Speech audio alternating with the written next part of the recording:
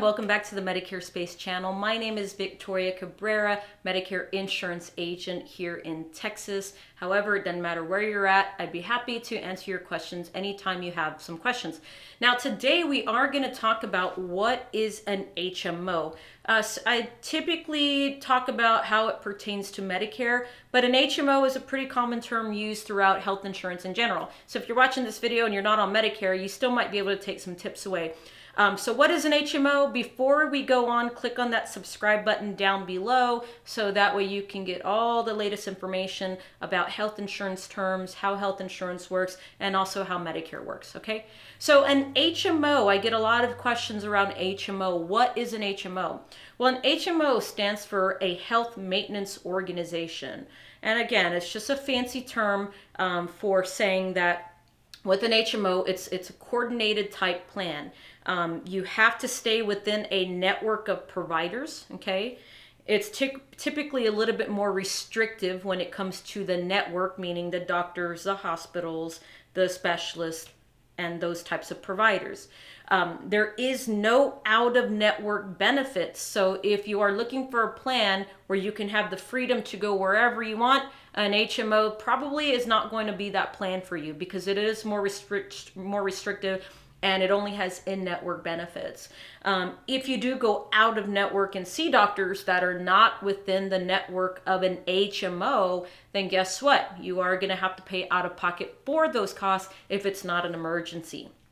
So, you know, we can get into all the little pieces of HMO, but the main things you need to remember about an HMO is they are more restrictive, okay? More restrictive. It's a narrow network. And if you don't know what network is, a network is the providers that you're seeing within the network, the doctors, the hospitals, anybody, the medical care professionals within the plan. You have to be assigned, and excuse my handwriting, you have to be assigned a PCP, which is a primary care physician or primary care provider, okay? And you are required to get a referral to see specialist. Okay? Why is that important?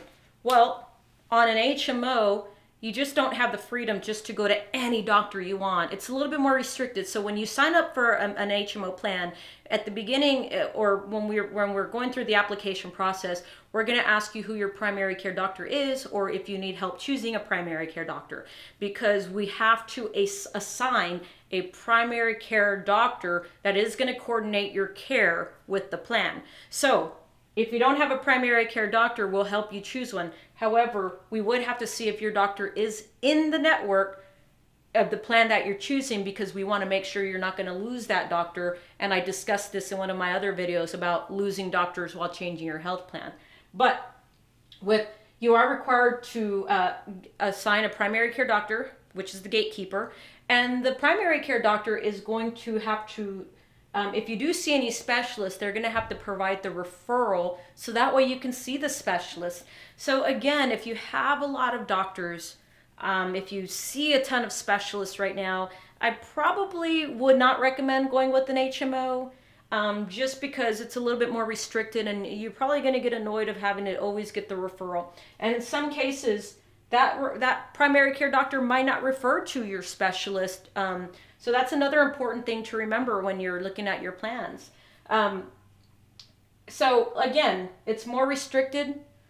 You have to be assigned a primary care physician.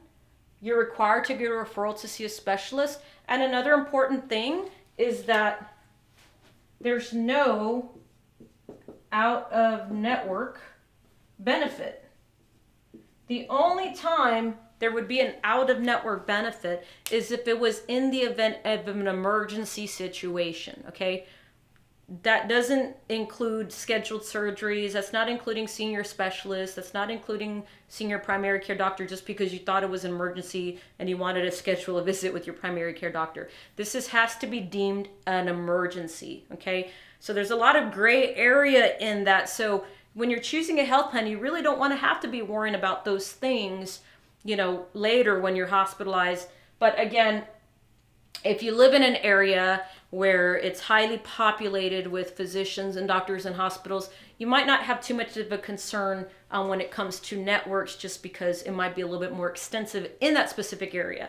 But if you're in a rural area, HMO may work, but I would probably recommend going with a PPO or a Medicare supplement in your case. I hope this video helped you understand more or less what an HMO is. If you want to get more into detail about your specific situation, just give me a call. You can email me. My email is down below. You can also text me. I put my personal cell phone number that I use and I give to all my clients. So if there's any questions, don't forget to call me. Subscribe to the channel. That really helps me get this information out to you on a weekly basis. Please share this with your family and friends.